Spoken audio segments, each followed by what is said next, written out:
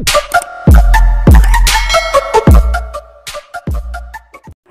mga master! Welcome back again to our channel. Panibagong araw, panibagong kabanata na naman ang pagsamasamayin natin ngayong araw na ito. At kung bago ka sa ating channel, pag-click ang subscribe button and hit the notification bell para updated kayo sa ating mga susunod na videos. So mga master, bago natin simulan ang ating kabanata ngayong araw na ito, huwag po sana natin skip yung ads mga master no, dahil malaking bagay na po yan sa ating munting channel. So simulan na natin kabanata ngayong araw na ito. Let's go! Kabanata 5091-5110. Kabanata 5071. Pagkatapos mag-iwan ng ilang mga salita, nawala ang espiritual na katawan ni Taran mula sa lugar. Ang katawan ni Taran, na nakaupo sa isang posisyon ng lotus sa labas ng lupain ng Orstellan, ay nakaranas ng pinsala matapos masaktan ang kanyang espiritual na katawan. Ang kanyang hitsura ay nagbago mula sa isang nasa hustong gulang na lalaki na si Toan na kulubat na matandang lalaki. Tumayo si Haring Marcy Ice sa pasukan ng hall. Bumagsak siya at sinabing, "Hindi ka panipaniwala si James. Kung lalaban ako sa lahat ng mayroon ako, hindi ko siya matatalo." Ang kanyang base sa paglilinang ay hindi pa sarurok nito. Kapag siya ay nagpapabuti, siya ay hindi mababago. Malumanay na hinampes ni Cray ang kanyang puting balbas at sinabi habang nakangiti, "Kamangha-mangha talaga siya." Nalutas ni Emperor Rai ang panloob at panlabas na mga salungatan. Sinakop niya ang maraming mga paghihigpit na lugar, tinanggihan ang mga demonyong extraterrestrial, at lumikha ng isang maunlad na edad.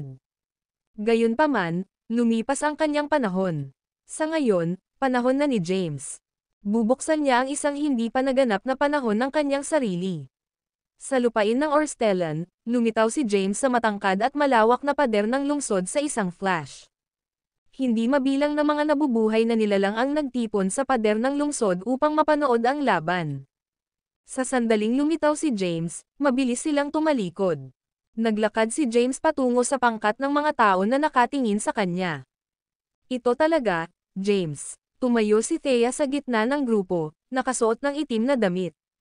Ang kanyang magandang mukha ay nasa sabik sa kagalakan. Tiyak na ang Grand Priest ay si James. Ang iba pang mga makapangyarihang tao ay sigurado din sa kanyang pagkakakilanlan. Ang mahiwagang porma sayon ay ang paglikha ni James. Walang ibang may kakayahang maunawaan at linangin ito. Lumapit si Henrik at sumigaw ng excited, "James! Masarap na makita ka ulit." "Tatay." Nagmamadali si Jacopo at ang kanyang mga kapatid. Sinabi ni James, "Sinabi ko na sa iyo na ito sa akin, ngunit wala sa inyo ang naniniwala sa akin." Kasalanan nito si Haring Marcy Ice. Iginiit niya na itago ko ang aking pagkakakilanlan habang naglalakbay kasama niya sa paligid ng Endlos. Sinisi niya si Haring Marcy Ice sa serye ng mga kaganapan. Hindi kalayuan, ang isang tao na may ilang mga hibla ng kulay abo na buhok na halo-halong sa kanyang itim na buhok ay tahimik na naobserbahan ang mga ito. Ito ay walang iba kundi si Wyatt. Nabigla si Wyatt nang malaman ang lola ng sekta ng Vorstellen na si James. Siya ay nasa ilalim ng impresyon na namatay si James. Hindi niya inaasahan na si James ay buhay at maging napakalakas doon. Inaasahan niyang buhay si James upang labanan niya ulit siya. Matapos maunawaan ang ilaw ng Endlos at pagpasok sa ranggo ng pagkumpleto ng kaguluhan, tiwala siya na matalo si James. Sa lahat ng oras na ito, nakaramdam siya ng panghihinayang sa pagkawala ng isang karapat-dapat na kalaban. Sa sorpresa niya, buhay pa si James. Gayunpaman, napagtanto niya ang kanyang kasalukuyang lakas ay hindi pa rin laban kay James. "Tatay," nagmamadali si Hetsema kay James na may maliwanag na ngiti at sinabing, "Hindi ka kapanipaniwala. Hindi ko alam na napakalakas mo. Maging si Taran ay hindi ang iyong kalaban. Mula ngayon pasulong, ikaw ang pinakamalakas sa Endlos." Si Hetsema ay nasisiyahan. Walang sino mang maglakas loob na tumayo sa kanyang daan o masaktan siya kay James bilang kanyang ama. "Ikaw." Tumingin si James kay Hetsema at ngumiti ng walang magawa, hindi sigurado kung ano ang sasabihin. Si Hetsema ay isang kumpletong aksidente. Hindi niya inaasahan na pinapagbinhi ni Yemima at para sa kanya na magpasya na panatilihin siya. Ang video na ito ay edited by Urban Storytelling. Kabanata 5072. James ay lumitaw bilang nagwagi ng labanan matapos gamitin ang kanyang mahiwagang porma sayon laban kay Taran. Bagaman maaaring masaktan ni Taran si James kung sila ay nasa isang buhay at death na labanan, kailangan niyang magbayad ng isang mabigat na presyo, marahil ang kanyang buhay. Ang pangkat ng mga tao ay nakapaligid kay James. Si Hetsema ay naligo si James sa walang katapusang pag-ulam. Nag-interjected si Thea, nagtanong, ano ang susunod? Sumagot si James, dapat nating pag-isahin ang mga nabubuhay na nilalang ng Orstellan Realm at ang mga powerhouse mula sa labas ng mundo na narito na may mga espiritual na katawan upang labanan laban sa mga extraterrestrial demonyo sa labas ng lungsod. Ang pagsubok ng Orstellan Realm ay dapat na matapos ang mga extraterrestrial na mga demonyo ay tinanggal. Nakangiting sinabi ni Henry, natalo mo si Taran at naging pinakamalakas na tao sa Endlos. Sa pamamagitan ng isang salita mula sa iyo, ang hindi mabilang na mga buhay na nilalang ay tiyak na magkakasama. Tumingin si James sa nakapalibot na nabubuhay na nilalang. Humakbang siya at sinabing, kailangan ko ang pansin ng lahat. Upang makumplito ang pagsubok ng Orstellan Realm, dapat nating magkaisa upang harapin ang mga extraterrestrial na mga demonyo. Haha, ang isang powerhouse ay lumabas mula sa karamihan ng tao at tumawa ng walang kabuluhan. Pagkatapos, sinabi niya, ikaw ay isang tunay na iskema, si James. Nais mong tulungan ka naming labanan ang mga extraterrestrial na mga demonyo upang madali kang maging pinuno ng sekta ng Orstellan at makuha ang sining ng Orstellan, di ba? Tama siya. Walang paraan na tutulungan ka namin. Huwag mo ring isipin ito, James. Mas gugustuhin na tulungan ang ibang tao, ngunit hindi ikaw. Maraming mga nabubuhay na nilalang ang nagpahayag ng kanilang hindi pagsang-ayon. Dahil walang saysay ka sa akin, pagkatapos ay umalis, mahinahon na sabi ni James. Ayaw niyang panatilihin ang mga manggugulo sa paligid. Ang kanyang katawan ay misteryosong nawala sa isang flash. Sa loob lamang ng ilang segundo, bumalik siya sa kanyang orihinal na posisyon. Ang mga espiritual na katawan ng mga sumalungat sa kanyang mungkahi ay nawalan ng halaga. Kahit na sila ay nasa ranggo ng chaos, sila ay tulad ng mga ants kay James. Napakadali para masira ni James ang kanilang mga espiritual na katawan. Maraming mga nabubuhay na nilalang ang natipon sa paligid ng lugar. Matapos makita ang mga walang awa na paraan ni James, hinawakan nila ang kanilang mga dila. Tutulungan ka, James. Lumapit si Wyatt at huminto sa harap ni James. Sinumpa ni Zayden matapos makita ang mga aksyon ni Wyatt, Brat. Naglakad si Zizzle, tinitigan si Wyatt, at sinabi ng malamig, ano ang ginagawa mo, Wyatt? Nakikipag-siding ka sa mga maling tao. Paano mo matutulungan ang mga tao? Ikaw ay mula sa lahi ng tadhana at dapat na nasa tabi namin. Wyatt cast a cold glance sa Zizzle. Totoo na siya ay mula sa mga tadhana. Gayunpaman, nabigo siya sa kanila matapos na sinubukan ni Zizzle na isakripisyo siya. Kalmado siyang sumagot, tandaan na sinubukan mong ihandog ako sa Mekaisto upang kumita ng kanyang pabor. Mamamatay na ako ng matagal kung hindi pa nakagambala si James sa iyong plano nang ipahiwatig niya ako na mapasok ang mga tadhana. Ikaw, nais ni Zizzle na tanggihan siya, ngunit nawalan siya ng mga salita.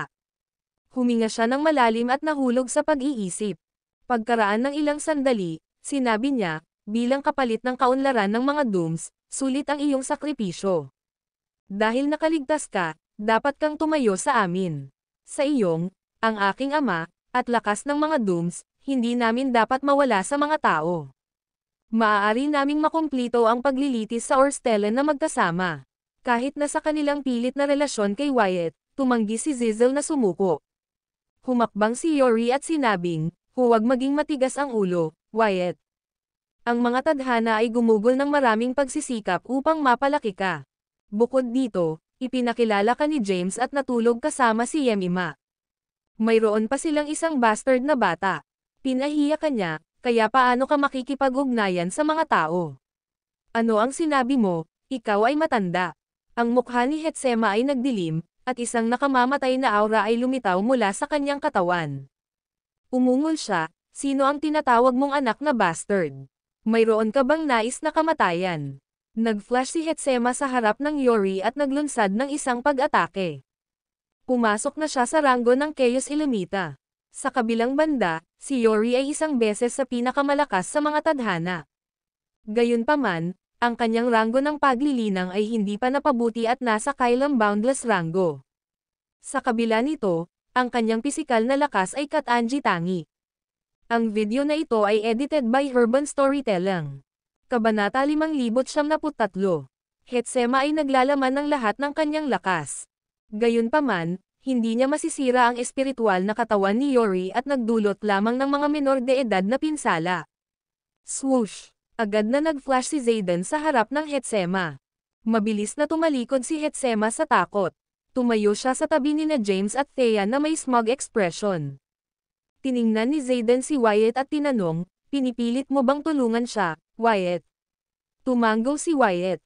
Malamig na sinabi ni Zayden, "Sige, nakikita ko kung paano ito." Bilang Lord of the Doom Race, ipinahayag ko na si Wyatt ay pinalayas mula sa mga tadhana. Malinaw na ngumiti si Wyatt sa kanyang mga salita. Wala siyang balak na bumalik sa mga tadhana. Maaari lamang sumama si Zizel sa desisyon ng kanyang ama dahil hindi niya makumbinsi si Wyatt na bumalik sa kanila. Lumingon si Zayden sa karamihan at tinanong, "Sino ang handang sumunod sa akin?" Ang karamihan ng tao ay nais na sumali kay Zayden dahil ang lahi ng tao ay napakalakas na. Hindi nila nais na ang mga tao ay magpatuloy na lumago ng mas malakas. Kung si James ay magiging pinuno ng Orstellan sect, hindi sila magiging hindi mababago.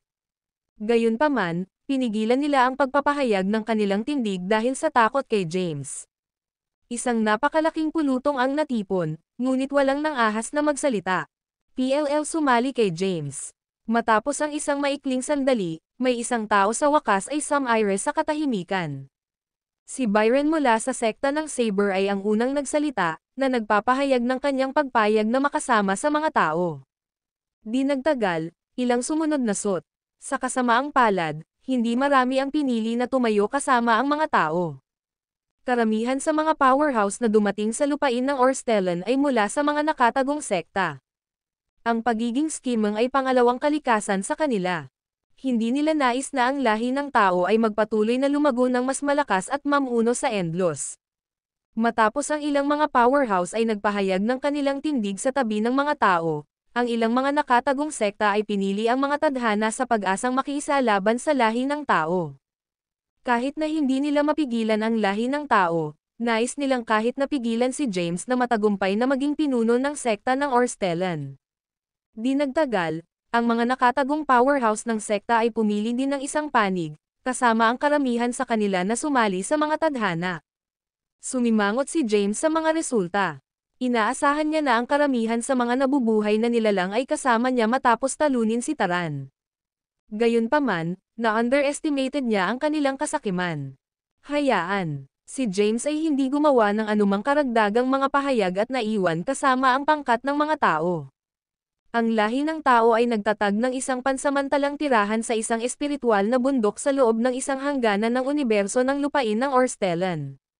Naupo si James sa pangunahing bulwagan ng bundok, samantalang ang mga powerhouse ng lahi ng tao at ang mga nakipagtulungan sa kanila ay nagtipon sa ilalim niya. Humakbang si Henrik at tinanong, "Ano ang dapat nating gawin ngayon, James?" Sumagot si James, "Magtipon ng ating lakas tao na salakayin ang mga primitive na buhay na nilalang ng iba't ibang mga universo ng Orstellan realm at lupigin sila. Kung tumanggi silang makasama sa amin, patayin sila. Ang lupain ng Orstellan ay isang ilusyon lamang. Ang mga nabubuhay na nilalang sa loob ng lupain ay inaasahang mula sa kasaysayan. Matagal na silang namatay. Kahit na mamatay sila sa lupain ng Orstellan, hindi nito mababago ang kanilang aktwal na kapalaran. Wyatt, pinamunuan mo ang isang hukbo patungo sa silangan. Henrik, namumuno ka ng isang hukbo patungo sa kanluran. Yardos, namumuno ka ng isang hukbo patungo sa timog." Nagbigay si James ng isang serye ng mga order, na namamahagi ng kanyang mga tropa. Ang video na ito ay edited by Urban Storytelling. Kabanata 5074. Sa kabilang panig ng lungsod, sinakop din ni Zayden ang isang espiritual na bundok bilang kanyang pansamantalang batayan. Ano ang dapat nating gawin ngayon? Si Zayden ay kumilos ng mapagpakumbaba sa harap ng iba't ibang mga powerhouse. Ang panig ni James ay napakalakas ngayon. Siya at ang kanyang asawa ay mga peerless powerhouse.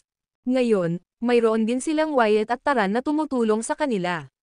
Nag-aalala si Zayden, ito ay magiging isang mahirap na labanan laban sa lahi ng tao.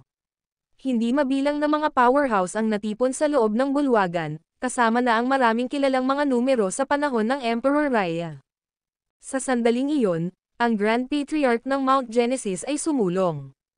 Hinaplos niya ang kanyang puting balbas at sinabing, imposible para sa amin na labanan ang lahi ng tao ngayon. Maiiwasan lamang natin si James na makomplito ang pagsubok sa Orstellan Realm at maging pinuno ng Orstellan Sect. Tinanong ni Zayden, paano natin siya pipigilan? Biglang dumating si Zizel ng isang ideya at sinabing, ayon sa haka-haka, dapat nating talunin ang mga extraterrestrial na demonyo upang makomplito ang paglilitis. Maaari kaming sumali sa mga puwersa sa mga demonyong extraterrestrial. Marami sa mga powerhouse ay kumbinsido sa kanyang mungkahi. Tiningnan siya ni Zayden at sinabing, ano ang plano mo? Naisip ni Zizel sandali at sinabing, nilikha ni Lady Tehila ang kaharian ng Orstellan. Ang mga nabubuhay na nilalang dito ay lahat ng mga projection, kabilang ang mga extraterrestrial demonyo. Gayunpaman, hindi nila alam ito. Dapat mayroong mga powerhouse sa gitna ng mga extraterrestrial demons na mas malakas kaysa kay James. Matapos ang isang maikling pagpos, ipinaliwanag ni Zizel, hanggat mahahanap natin ang mahusay na commander ng extraterrestrial na demonyo at makiisa sa kanila upang maalis si James at ang mga espiritual na katawan ng tao, pagkatapos ay maiiwasan natin si James mula sa pagiging pinuno ng Orstellan Sect. Habang nagtatrabaho sa mga extraterrestrial na mga demonyo, dapat din nating bantayan ang kanilang mga kahinaan. Matapos sirain ang mga tao, kung gayon maaari nating alisin ang mga demonyong extraterrestrial. Ipinaliwanag ni Zizel ang kanyang plano at nakuha ang pag-aproba ng lahat. Ito lamang ang kanilang pagkakataon na manalo sa mga tao. Ulat, sa sandaling iyon, isang especially iya ang sumugod sa bulwagan at lumuhad sa isang tuhod. Sinabi ni Zayden, magpatuloy. Ang mga tao ay naglunsad ng mga pag-atake laban sa mga pangunahing universo at nasakop ang iilan. Ang isa sa mga universo ay tumanggi na magsumite sa kanila at napatay. Iniulat ng Ispaya ang tungkol sa mga aktibidad ng tao. Sumimangot si Zizel at sinabing, hindi natin hayaang mauna kami.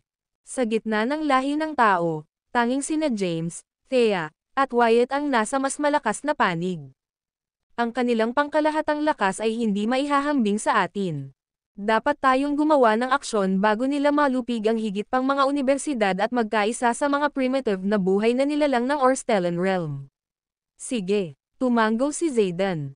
Tiningnan niya ang mga powerhouse na natipon at sinabing, binibilang ko ang lahat.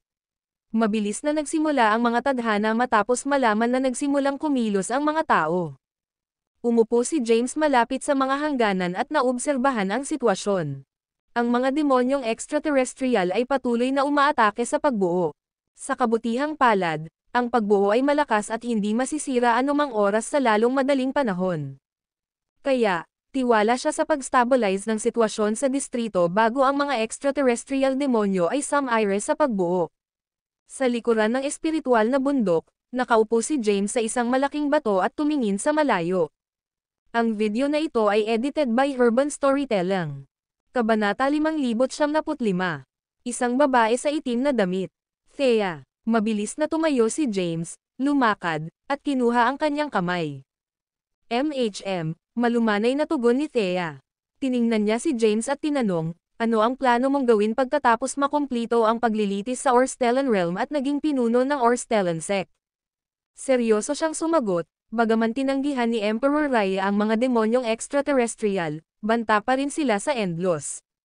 Hindi mabilang na mga demonyong extraterrestrial ang nagsisikap na lumusot sa pamamagitan ng walang hanggan na kalsada at ang mga hangganan ng mundo ng pagdurusa. Sila ay umaatake mula sa iba't ibang mga lugar ng sabay-sabay. May mga powerhouse na nagbabantay sa walang hanggan na kalsada at mundo ng pagdurusa. May utang tayo sa kasalukuyang kapayapaan ng Endlos sa kanila. Matapos akong maging pinuno ng Orstellan Sect, ako ay maaaring linangin ang sining ng Orstellan at alisin ang mga seal ng mga taga-baryo. Pagkatapos, Kakailanganin nating magtrabaho kasama si Wyatt upang pag-isahin ang mga ilaw ng Endless at makuha ang kompletong sining ng Herstellan. Pagkatapos nito, ang aking lakas ay dapat na nakarating na sa rurok nito, at malulutas ang kapahamakan ng Endless. Hindi mo nais na balikat mo ang napakalaking responsibilidad. Malumanay na hinampes ni Thea ang kanyang buhok, tumingin sa hukbo ng extraterrestrial sa malayo, at sinabi, sa buong itong mga taon, malaki ang nambag mo sa lahi ng tao at 10 distrito ng Endless. Ito ay higit pa sa sapat. Tumugon si James, ngunit kung hindi ako tumayo, sino? Na may malaking lakas ay may malaking responsibilidad. Ang pinakadakilang nais ko ay para sa iyo, sa aming mga anak, at ang lahi ng tao upang maging ligtas at magkaroon ng isang ligtas na bahay. Hindi magkakaroon ng kapayapaan sa Endless kung ang mga extraterrestrial na demonyo ay hindi tinanggal. Malumanay na hinahaplos ni James ang mukha ni Thea at same time na sinabi, ipinangako ko sa iyo, pagkatapos na mapawi ang mga extraterrestrial na demonyo, mabubuhay tayo sa pag-iisa at hindi kailanman makagambala sa labas ng mga gawain. Huff, sigaw ni Thea. Inaasahan niya ang pamumuhay kasama si James sa kapayapaan. Sa kasamaang palad, malayo pa ang araw na iyon. Sa katunayan, naramdaman niya na maaaring hindi ito darating. Ang mag-asawa ay tumayo sa bangin na may hawak na kamay habang tinitingnan nila ang mga extraterrestrial na mga demonyo sa loob ng madilim na ambon. Bigla, isang bantay ang lumapit at lumuhad sa lupa. Ulat, tumalikod si James at inutusan, magpatuloy. Si Zayden mula sa mga Dooms at ang mga powerhouse na nakikipag-ugnay sa kanila ay nagsimulang makipagkompetensya sa amin para sa teritoryo. Ang kanilang mga tropa ay mas makabuluhan sa mga numero kumpara sa atin. Bukod dito, ang kanilang pangkalahatang lakas ay mas malakas din. Sinakop nila ang halos kalahati ng distrito, samantalang nasakop lamang namin ang halos 1/4. Sumimangot si James matapos marinig ang ulat. Si Zayden ay isang sakit ng ulo. Tinanong ni Thea, ano ang plano mong gawin? Sumagot si James, magpadala ng salita para kay Henrik, Yardos, at iba pa upang bumalik sa base. Kailangan nating talakayin ang mga countermeasures. Ang lahi ng tao ay nasa kawalan laban sa mga tadhana at kanilang mga kaalyado. Ang mga powerhouse ng tao ay ipinadala upang lupigin ang iba pang mga universidad na bumalik sa kanilang base. Umungol si Henrik, sa palagay ko dapat lang natin itong panasan. Si Zayden ay nagdudulot ng labis na problema. Ang pagpapanatili sa kanya at ang iba pang mga powerhouse na nakikipag-siding sa kanya na buhay ay gagawing mas komplikado para sa amin ang mga bagay. Lumingon si James kay Yardos at tinanong, ano sa palagay mo? Nag-isip sandali si Yardos at sumagot, sumasang-ayon ako kay Henrik. Kung nais nating alisin ang mga extraterrestrial na mga demonyo, dapat nating lutisin muna ang ating panloob na salungatan. Kung si Zayden ay patuloy na nakakasagabal, ang pag-alis ng mga ito ay magiging mahirap. Panipi. Ang video na ito ay edited by Herban Storytelling. Kabanata 5096. Everyone ay nagpahayag ng kanilang mga alalahanin tungkol kay Zayden na lihim na nagbabalak laban sa kanila. Pagkatapos ng lahat, ipinakita ni Zayden ang kanyang tusong bahagi ng hindi mabilang beses bago. Bukod dito, mayroon siyang Zizzle, isang master manipulator, na tumutulong sa kanya. Sa makatuwid, nadama nila na kinakailangan upang harapin ang alyansa ni Zayden sa lalong madaling panahon. Sa huli, ito ay nagkakaisa na nagpasya na lalaban sila sa kanyang alyansa. Kung gayon, digmaan ito. Tumayo si James, tumingin sa malayo, at inihayag, ipadala ang lahat ng aming mga puwersa upang sakupin ang mga universidad na nasakop ng mga Dooms. Kung magpadala sila ng mga tropa upang pigilan kami, diretso kaming makikipag-away sa kanila. Si Thea, na nakatayo sa tabi niya, ay nagsabi, hindi ka ba medyo masungit, James? Ang pangkalahatang lakas ng alliance ng Dooms ay hindi dapat ma-underestimated. Sinabi ni James na may ngiti, hindi ito magiging problema. Hindi mahalaga kung gaano kalakas ang kanilang pangkalahatang lakas. Mayroon kaming ilan sa mga pinakamalakas na powerhouse sa aming panig. Kahit na ang isa sa kanila ay maaaring tumagal sa isang buong hukbo lamang. Yamang personal na nagpasya si James na lumahok sa labanan, wala nang sinabi si Thea upang masira siya. Sa utos ni James, sinimulan ng mga tao na tipunin ang kanilang mga tropa at ang hukbo ng mga universidad na kanilang nasakop. Di nagtagal, maraming mga primitive na buhay na nilalang mula sa iba't ibang mga universo ang nagtipon-tipon. Gayunpaman, ang mga aksyon ng mga tao ay pinapanood ng mga especially iyan ng mga dooms. Sa punong tanggapan ng mga tadhana, isang pagpupulong ang nangyayari. Ang lahi ng tao ay nagsimulang magtipon ng kanilang mga tropa. Pinangunahan ni James ang mga tropa na sakupin ang mga universidad na nasakop natin. Nag-aalala si Zayden, si James lamang ang may kakayahang kumuha ng isang buong hukbo. Isang matatandang lalaki ang sinabi ng Tame Time, hindi tayo magkakaroon ng direktang paghaharap sa kanila. Kung hindi man, ang aming panig ay mabilis na mabawasan sa mga numero. Matapos ang isang maikling sandali ng pag-iisip, sinabi ni Zizzle, huwag nating ipadala ang aming sariling mga puwersa. Sa halip, hinayaan namin ang primitive na buhay ng Orstellan na lumaban sa mga tao. Samantala, dapat nating hanapin ang mahusay na commander ng mga demonyo ng extraterrestrial at maabot ang isang alyansa sa kanya. Ito lamang ang pagkakataon na sirain ang lahi ng tao. Ginagawa ng Dooms ang lahat ng kinuha upang maiwasan si James na maging pinuno ng sekta ng Orstellan. Umalis si Zizzle sa lungsod at nagtungo sa madilim na mundo sa labas ng distrito. Gayunpaman, napapaligiran siya ng mga monsters. Patuloy niyang inuulit ang layunin ng kanyang pagbisita. Gayunpaman, ang halimaw ay walang kamalayan at hindi niya maintindihan. Ang mga monsters ay sumalakay ng walang tigil at nagpahamak ng matinding pinsala sa kanya. Habang nakikipaglaban, patuloy siyang sumisigaw, tumigil ka, huminto ka. Narito ako upang matugunan ang iyong dakilang commander. Mayroon bang maaaring magsalita? Halika at salubungin ako. Bigla, nawala ang mga monsters sa paligid niya, at nawala ang itim na ambon. Di nagtagal, lumitaw ang isang malabo na figure. Ang malabo na figure ay unti-unting nagbago sa isang tao na nakasuot ng itim na balabal. Tumingin siya sa kanyang 20s. Ang lalaki ay tumingin kay Zizzle na may isang nakangiti-ngiti. Nakaramdam ng ginhawa si Zizzle matapos makita ang isang tao na sa wakas ay lumitaw. Pinakilos niya ang kanyang lakas at mabilis na pinagaling ang kanyang mga sugat. Pagkatapos, lumapit siya sa lalaki, hinawakan ang kanyang mga kamay, at sinabi ng magalang, narito ako sa ngalan ng Alliance Army upang makita ang iyong dakilang commander at iminumungkahi na sumali sa mga puwersa. Ang lalaki ay tumingin kay Zizzle na kakaiba at tinanong, sumali sa puwersa.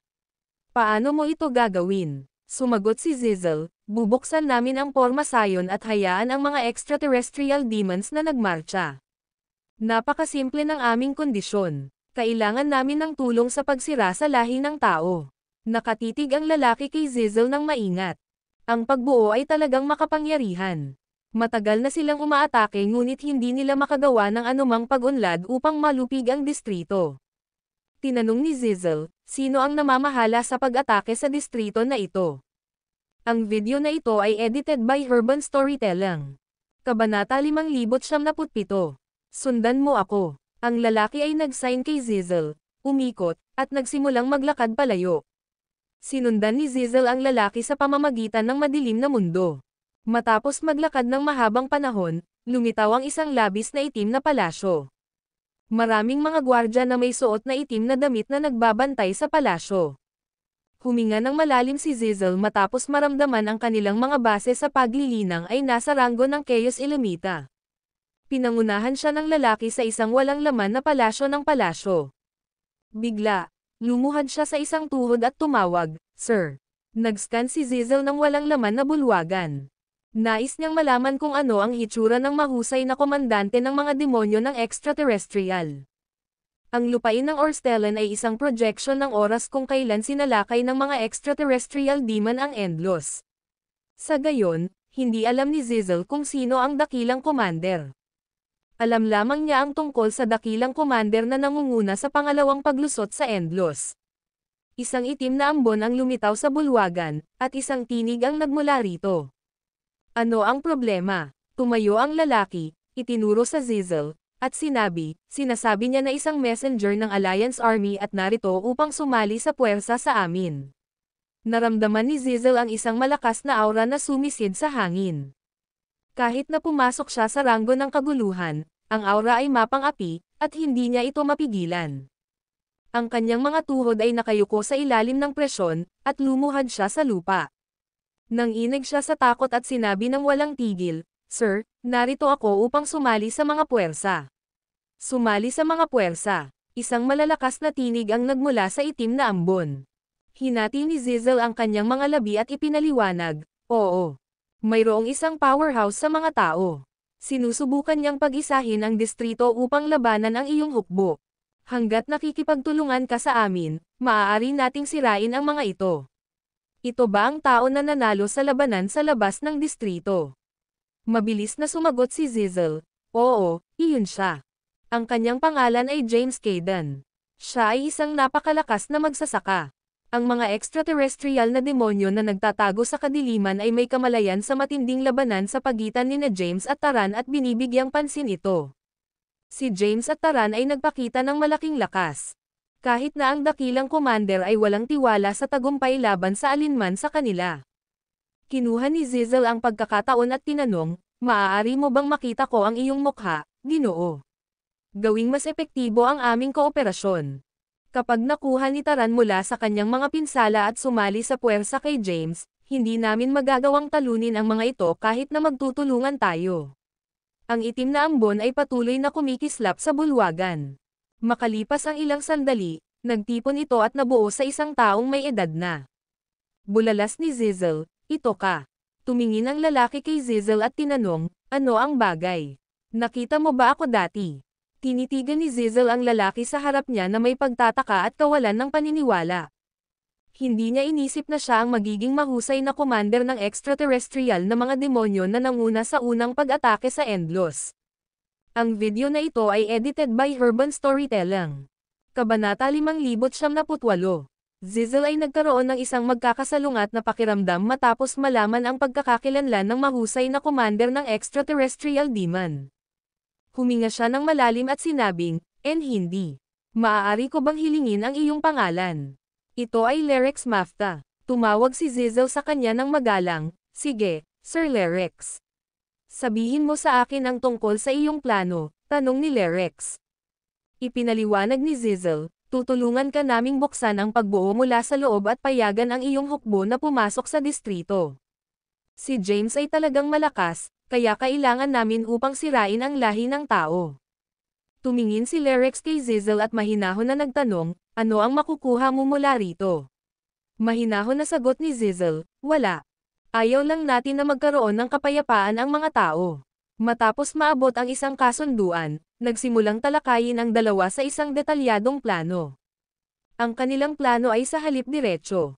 Bubuksan ng Alliance Army ang Porma Sion at payagan ang mga extraterrestrial na mga demonyo sa loob ng distrito. Pagkatapos, ang hukbo ng extraterrestrial ay haharapin si James at ang lahi ng tao.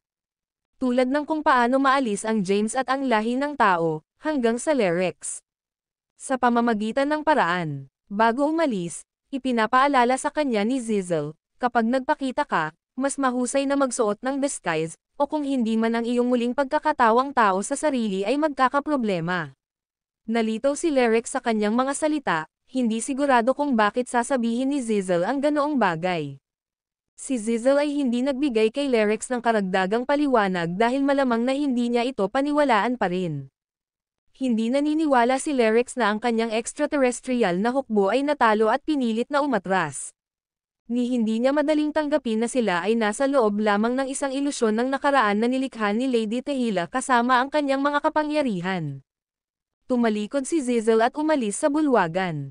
Bumantong hininga siya at nagbulong, "Hindi inaasahan ni T na ikaw ang mahusay na commander ng mga extraterrestrial na demonyo. Itinago mo ito ng maayos at hindi mo inilantad ang iyong sarili kahit na sa ikalawang pagsalakay ng mga extraterrestrial na demonyo sa Endlos." Ngumiti si Zizzle ng mahina, nasiyahan na natutunan ang pagkakakilanlan ng dakilang komandante. Sa hinaharap, magkakaroon siya ng isa pang kalamangan.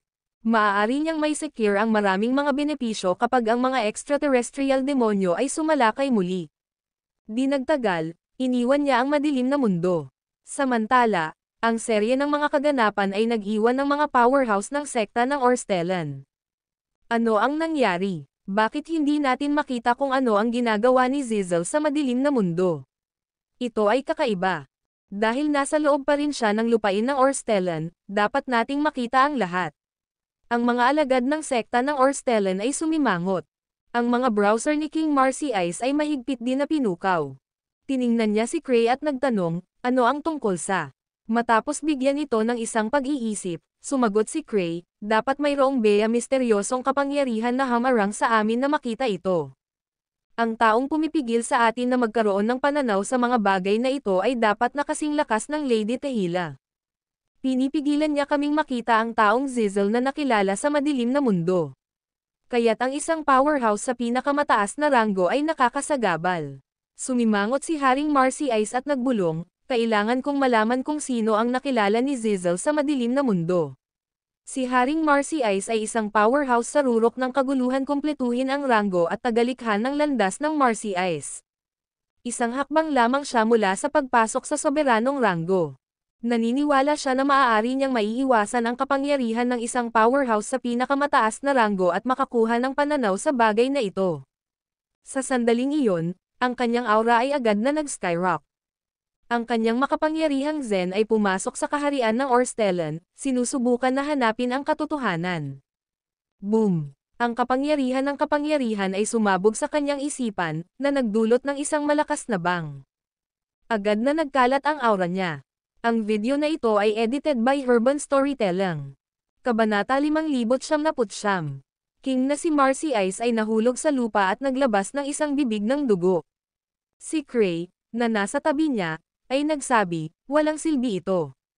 Ang taong nasa likod nito ay hindi papayagan ang sinuman na makakuha ng pananaw sa mga bagay na ito. Maliban kung naabot mo ang pinakamataas na ranggo, imposibleng malaman ang katotohanan. Si Haring Marcy Ice ay hindi naniniwala. Isang hakbang lamang siya mula sa pinakamataas na ranggo, ngunit ang pagkakaiba-iba sa lakas ay masyadong malawak. Sa kabila ng kanyang pag-aatubili na sumuko, walang point na sumusubok muli dahil nabigo na siya.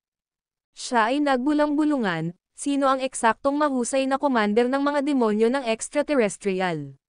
Sinabi ni Cray, hindi mahalaga ang kanyang pagkakakilanlan. Siya ay isang komandante lamang at isang paa sa isang mas malaking pamamaraan. Ang mastermind ay ang talagang nakakatakot. Sinusubukan niya ang bawat posibleng paraan upang makuha ang mga ilaw ng Endlos at ang sining ng Herstellan. Dapat mayroong isang nakakagulat na lihim na nakatago sa kanila. Ang aming trabaho ay upang pigilan siya.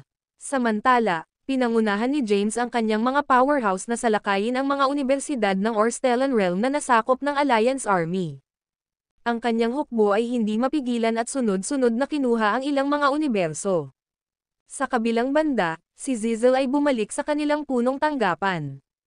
Maraming mga powerhouse ang naghihintay sa kanya. Nang makita siya, lahat ay tumayo ng excited. Sabik na tanong ni Zayden, paano ito napunta? Ang iba pang mga powerhouse ay tumingin sa kanya na sabik. Ngumiti si Zizel ng mahina at tumugon, naayos ang lahat. Ngayon, dapat nating sirain ang Porma Sion at hayaan ang mga extraterrestrial na mga demonyo sa distrito. Pagkatapos, maaari nating iwanan ang natitira sa kanila. Matapos nating sirain ang Porma Sion, bantayan natin silang lumaban.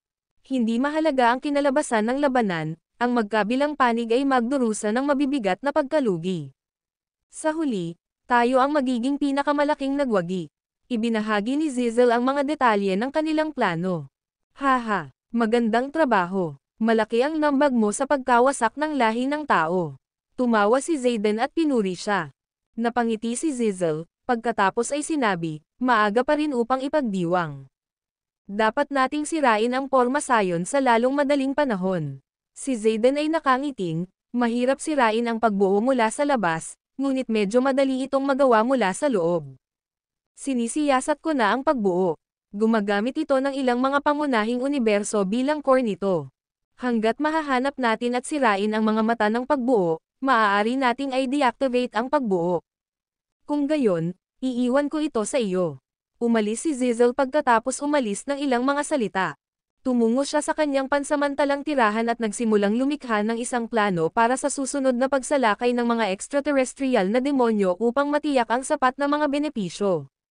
Samantala, mabilis na gumawa ng mga pag-aayos si Zayden. Inutusan niya ang mga powerhouse na hanapin ang mga mata ng mga pormasayon at sirain sila. Bagaman sinakop ng lahi ng tao ang maraming mga universo, mayroon pa silang sakupin. Sa makatuwid, ang Alliance Army ay may sapat na oras upang sirain ang mga mata ng pormasayon. Habang si James at ang kanyang hukbo ay patuloy na sumasakop sa mga unibersidad na may labis na lakas, isang malakas na tunog ng tunog ay biglang nagmula sa isang tiyak na universo. Boom! Agad na naramdaman ni James ang pagbabago-bago sa pagbuo at pagpapahina ng kapangyarihan nito.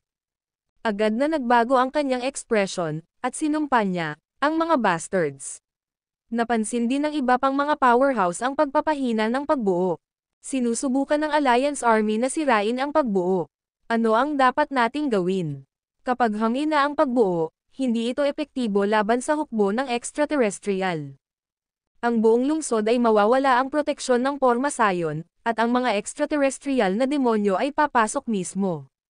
Sa aming kasalukuyang lakas, wala kaming pagkakataon na maitaboy ang mga ito.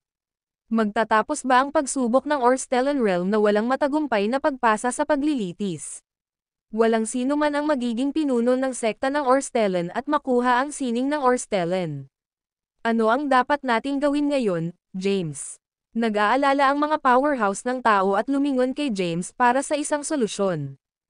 Ang video na ito ay edited by Urban Storytelling. Kabanata 5100. James ay nag-isip ng ilang sandali at sinabi, huli na upang pigilan sila na sirain ang mga mata ng pormasayon. Sa lalong madaling panahon, ang pagbuo ay masisira. Dapat tayong maghanda para sa isang head-on na paghaharap sa mga extraterrestrial demonyo. Boom! Ang pagbuo ay hindi na may kakayahang pigilan ang pag-atake ng extraterrestrial ng hukbo. Sa isang maikling sandali lamang, ang mga demonyong extraterrestrial ay lumabag sa pagbuo. Maraming mga monsters ang nagbuhos sa lungsod at nagsimulang salakayin ang distrito. Sigaw ni James, ay kamay mo ako ng isang mapa. Agad na tinawag ni Thea ang isang hindi magandang imahe ng mapa ng distrito. Matapos tingnan ni James ang layout ng distrito, sinabi niya, maraming mga monsters. Ang mga universo ay mabilis na talunin at malupig. Ang primitive living beings ng Orstellan Realm ay mapapawi sa isang napakaikling panahon. Sinakop lamang namin ang isang pangunahing universo. Itinuro ni Thea ang isang universo sa gitna at sinabing, narito mismo. Ang universo na ito ay isa sa mga cores ng Orstellan Realm. Dapat itong sapat na malaki. Tumanggo si James at sinabi, sige. Umatras muna tayo sa universo na ito. Hanggat buhay pa tayo, hindi natin nawala ang labanan na ito. Sumimangot si Wyatt at tinanong, ano ang tungkol sa mga primitive na buhay na nilalang sa Orstellan Realm? Sagot ni James, mga projection lamang sila. Kahit na naisave natin ang mga ito, hindi nito mababago ang kanilang kapalaran. Hindi tayo may istorbo sa kanila ngayon. Dapat tayong umatras ngayon, pagkatapos ay lumikha ng isang plano. Hayaan mo, utos ni James. Agad na lumikas ang mga tao sa pangunahing universo. Ang universo ay napakalaking at may hindi mabilang na mga kalawakan, bawat isa ay may milyon-milyong mga planeta na naninirahan. Ang mga powerhouse ng lahi ng tao ay nagtipon sa isang espiritual na bundok sa isang pangunahing planeta sa gitnang rehiyon ng universo. Si James, Thea, the Ancestral Blood Master, Wendell, Yardos, Henrik, Winton, Cedres, Waelia, Sachi, Wael, at ilang iba pang mga powerhouse ay nagkita. Sumali rin si Wyatt sa kanilang pagpupulong. Thea, Wyatt, nascan ni James ang mga powerhouse sa bulwagan. Ang mga powerhouse ay tumingin kay James, naghihintay para sa kanyang order. Kabilang sa mga primitive na buhay ng Orstellan Realm, kakaunti ang mga powerhouse. Dapat nating mabilis na makipag-ugnay sa kanila at tipunin ang mga ito sa universo na ito. Dapat silang magkaroon ng maraming mga powerhouse sa ilalim ng mga ito. Kailangan nating gamitin ang mga puwersa ng Orstellan Realm. Ipunan ang mga ito sa universo na ito, at maghanda para sa pangwakas na paglaban sa mga extraterrestrial demonyo. Mabilis na naglikha si James ng isang plano. Alam niya na ang pangkalahatang lakas ng lahi ng tao ay hindi sapat upang labanan ang mga demonyong extraterrestrial. Ang kanilang pinakamahusay na pagbaril ay upang pag-isahin ang mga puwersa ng Orstellan Realm. Basahin ang Makapangyarihang Dragon General Kabanata 5100. Ang Makapangyarihang Dragon General Kabanata 5100 James ay nag-isip ng ilang sandali at sinabi, huli na upang pigilan sila na sirain ang mga mata ng Porma Sion. Sa lalong madaling panahon, ang pagbuo ay masisira. Dapat tayong maghanda para sa isang head-on na paghaharap sa mga extraterrestrial demonyo. Boom! Ang pagbuo ay hindi na may kakayahang pigilan ang pag-atake ng extraterrestrial ng hukbo. Sa isang maikling sandali lamang, ang mga demonyong extraterrestrial ay lumabag sa pagbuo. Maraming mga monsters ang nagbuhos sa lungsod at nagsimulang salakayin ang distrito. Sigaw ni James, "Ay kamay mo ako ng isang mapa." Agad na tinawag ni Thea ang isang hindi magandang imahe ng mapa ng distrito. Matapos tingnan ni James ang layout ng distrito, sinabi niya, maraming mga monsters. Ang mga universo ay mabilis na talunin at malupig. Ang primitive living beings ng Orstellan Realm ay mapapawi sa isang napakaikling panahon. Sinakop lamang namin ang isang pangunahing universo.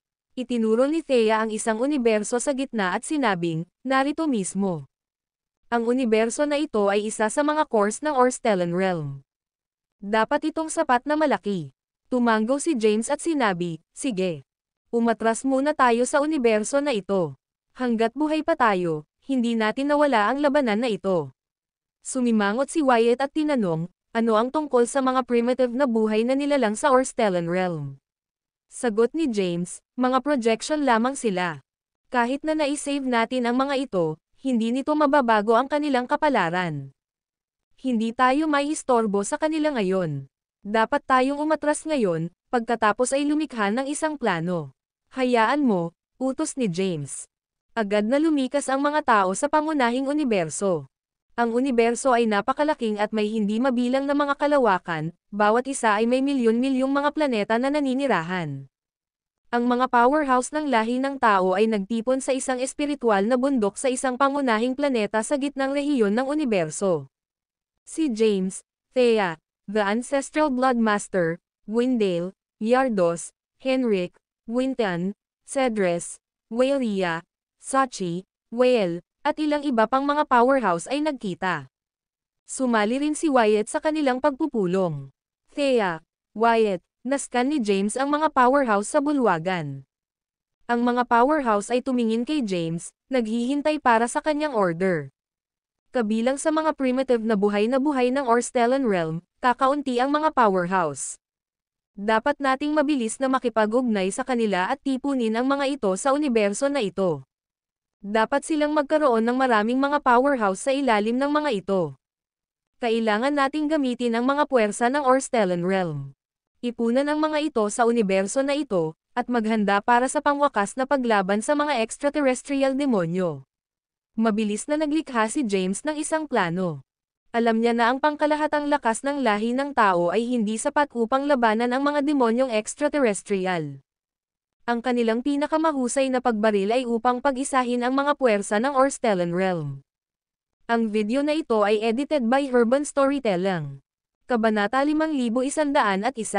Naunawaan. Ang mga powerhouse ng tao ay mabilis na umalis sa iba pang mga universo.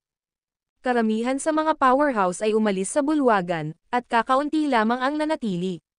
Si James ay nakaupo sa pinakamataas na upuan, na pinangangalagaan ang kanyang noo ng pensibo. Tinanong ni Zella, isang penny para sa iyong pag-iisip. Sumagot si James, iniisip ko kung bakit nilikha ni Lady Tehila ang kaharian ng Orstelli. Hindi sa palagay ko ito ay isang simpleng pagsubok lamang. Mukhang hindi kinakailangan na magkaroon ng isang mahirap na pagsubok. Tiningnan niya si Zella at tinanong, maaari mo bang gamitin ang iyong makahulang kakayahan upang makakuha ng pananaw sa mga resulta ng pagsubok?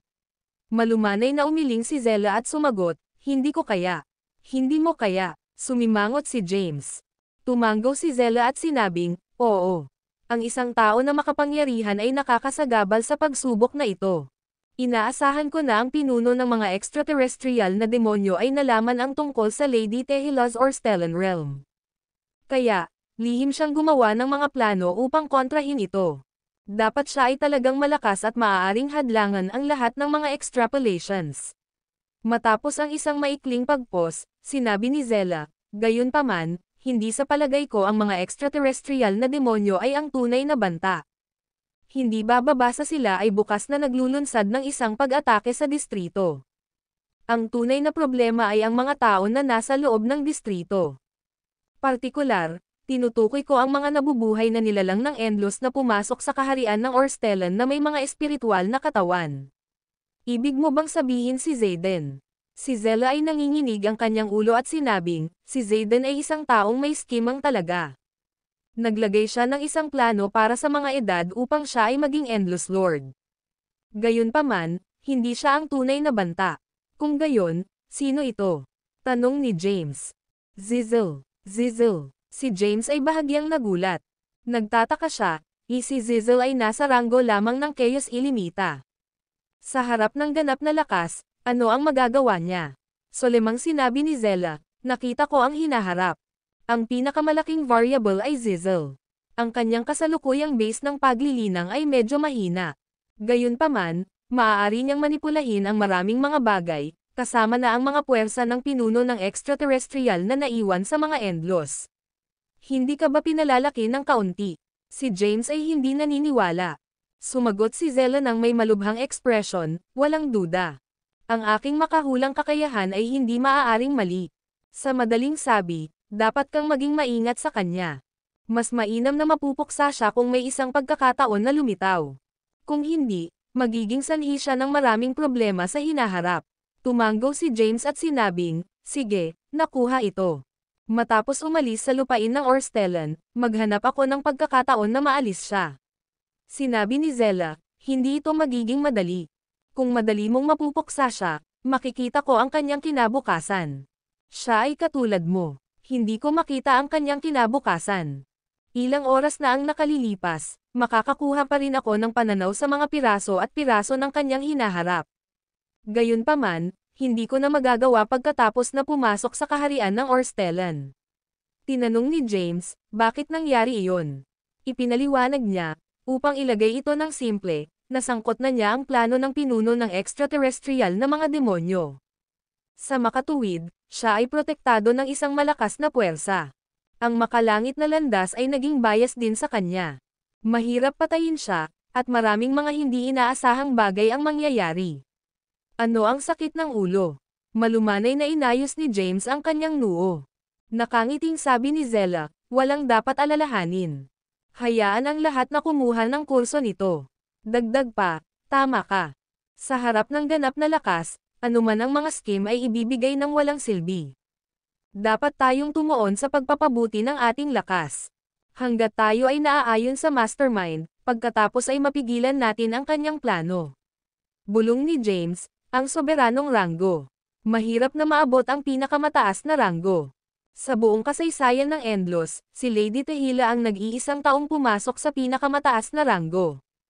Maging si Emperor Rai ay maabot lamang ang ranggo ng pagkumpleto ng kaguluhan sa pagkumpleto. Sige, alam ko kung ano ang gagawin. Ikaw ay tinanggal. Malumanay si James na kumalas sa kanyang kamay. Tumalikod si Zella upang umalis.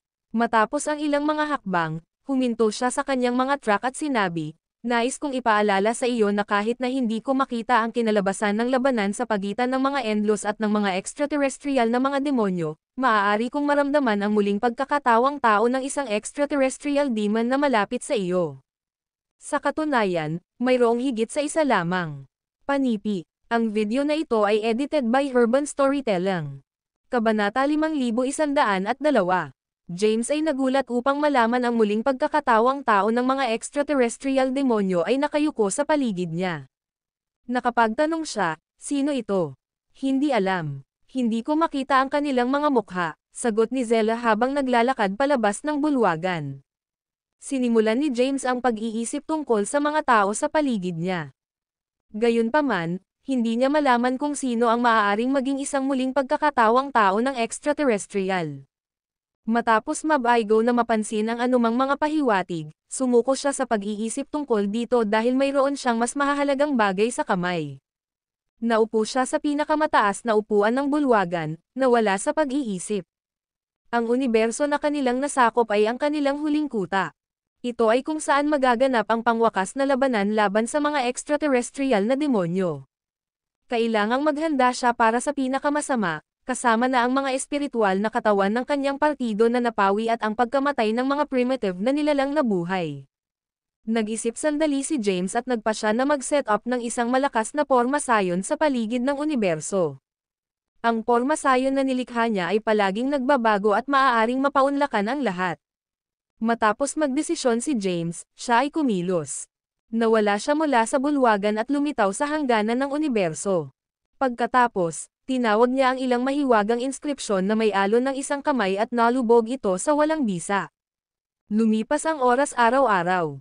Ang lahat ng mga nabubuhay na nilalang sa loob ng distrito ay may kamalayan na ang pagbuo ay nasira at sinimulan ang pakikipaglaban-laban sa mga demonyong extraterrestrial. Samantala, ang mga powerhouse ng tao ay mabilis na naglakbay sa iba't ibang mga universidad upang hikayatin ang malakas na primitive na buhay na nilalang na sumali sa mga puwersa sa kanila. Di nagtagal, ang mga makapangyarihang primitive na buhay na nilalang na ito ay lumikas sa gitnang universo. Bilang isang resulta, ang kani-kanilang mga universo ay mabilis na sumalakay. Samantala, sinakop din ng Alliance Army ang isang universo. Gayunpaman, ang mga demonyong extraterrestrial ay lumampas sa universo at iniwan silang hindi nasugatan. Sa punong tanggapan ng Alliance Army, maraming mga powerhouse ang nagtipon. Si James at ang kanyang hukbo ay lumikas sa isang pangunahing universo. Ang mga demonyong extraterrestrial ay unti-unting nasakop ang mga universidad sa loob ng distrito. Sa paghusga sa kasalukuyang pag-unlad, ang pangunahing universo na kanilang nasakop ay mapapalibutan sa 10,000 taon. Ngumiti si Zayden, nasiyahan sa ulat. Ang isang powerhouse ay nagtanong, ngunit paano natin lalaban ang mga extraterrestrial demons matapos nilang sirain ang mga tao? Ang bilang ng mga monsters ay mabaliw. Bukod dito, ang mga ito ay sakripisyo lamang ng mga kordero. Mag-iisang sandali lang kami upang panasan sila. Kaya paano natin papatayin ang mastermind? Marami sa mga powerhouse ang nagtaas ng kanilang mga alalahanin. Tiningnan ni Zayden si Zizzle, na nakaupo ng maingat, at tinanong, mayroon ka bang plano, Zizzle? Si Zizzle ay sumabog sa kanyang mga saloobin at tinanong, ano ang sinabi mo? Inulit ni Zayden, mayroon ka bang plano upang mapupuksa ang mga extraterrestrial na demonyo matapos nilang alagaan si James at ang iba pang mga tao?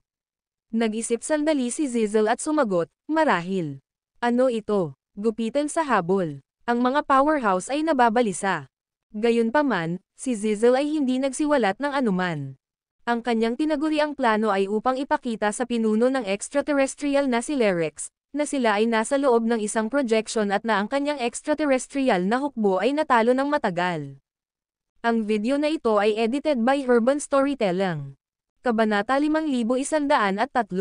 Na may lakas ni Lerex, dapat niyang mapatunayan ang katotohanan matapos na sinabihan sila sa loob ng isang ilusyon.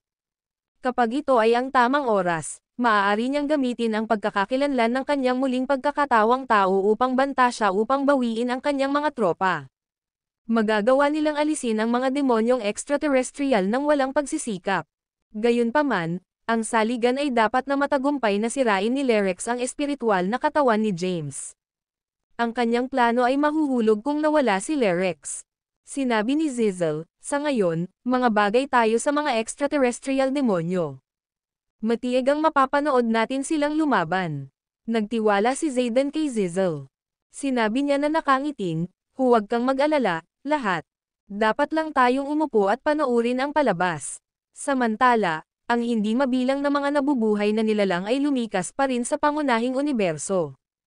Ang lakas ng universo ay patuloy na nagpapabuti, at ang bawat planeta ay naghahanda para sa digmaan. Maraming mga powerhouse ang tumungo patungo sa hangganan ng universo at naghintay para sa pangwakas na labanan. Kasabay nito, si James ay nagsiset up ng mga porma sayon. Kahit na siya ay malakas, mahirap pa rin para sa kanya na mag-set up ng isang porma sayon sa paligid ng buong universo. Sa kabila ng paghahagis ng isang pagbuo ng oras, kinuha nito si James tungkol sa libo-libong taon upang mag-set up ng isang mabisang porma sayon. Maging si Taran ay hindi makakaligtas kung siya ay makulong sa loob ng Pormasayon. Maraming mga powerhouse ang nagtipon sa isang espiritual na bundok sa gitnang rehiyon ng pangunahing universo.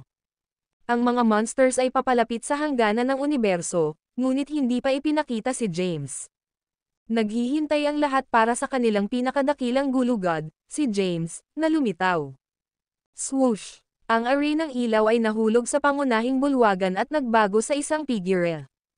Agad na tumayo si Thea at sinabing, "Dumating ka na sa wakas, James."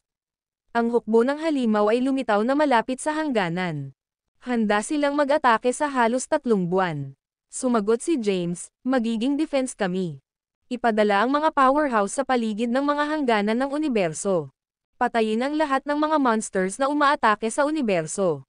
Ang natitirang mga powerhouse ay maghanap para sa lugar ng pag-aanak ng mga monsters at ihinto ang kanilang paggawa. Pipilitin namin ang mga pangunahing puwersa ng mga demonyo ng extraterrestrial na lumitaw upang maaari nating labanan ang mga ito. Tumugon si Thea, "Natapos na namin ang paghahanda." Tumanggo si James at sinabing, "Kung gayon, hintayin natin ang pag-atake ng mga monsters." Sa pamamagitan ng paraan, nasaan si Taran? Hindi pa ba siya bumalik? "Nandito ako." Isang tinig ang nagmula sa labas ng bulwagan, at lumitaw ang isang nasa hustong gulang na may suot na itim na balabal. Matapos ang labanan ni Taran kay James, malubhang nasugatan siya. Hindi siya ganap na nakuhang muli at pansamantalang pinigilan lamang ang kanyang mga sugat. Dahil kritikal ang sitwasyon, kailangan niyang mag-iwan kaagad ng pag-iisa. Nakahinga si James nang makita si Taran.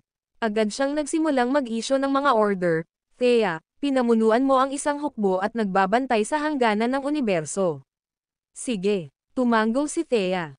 Lumingon si James kay Wyatt at itinuro, "Bantayan mo rin ang isang hukbo, si Wyatt." Sagot ni Wyatt, "Oo naman. Maliban kung ang aking espiritual na katawan ay nawasak, sisiguraduhin kong walang extraterrestrial demon na lumipas sa akin. Sir Taran, kailangan ko kang mga siwa ng isang hukbo at protektahan ang hangganan sa hilaga." Napangiti si Taran at sinabi, "Hindi ko kailangan ng isang hukbo. Maaari kong bantayan ang hilaga. Dapat mong i-deploy ang mga tropa sa ibang lugar." "Sige." Tumanggo si James. Si James ay may tiwala sa lakas ni Taran.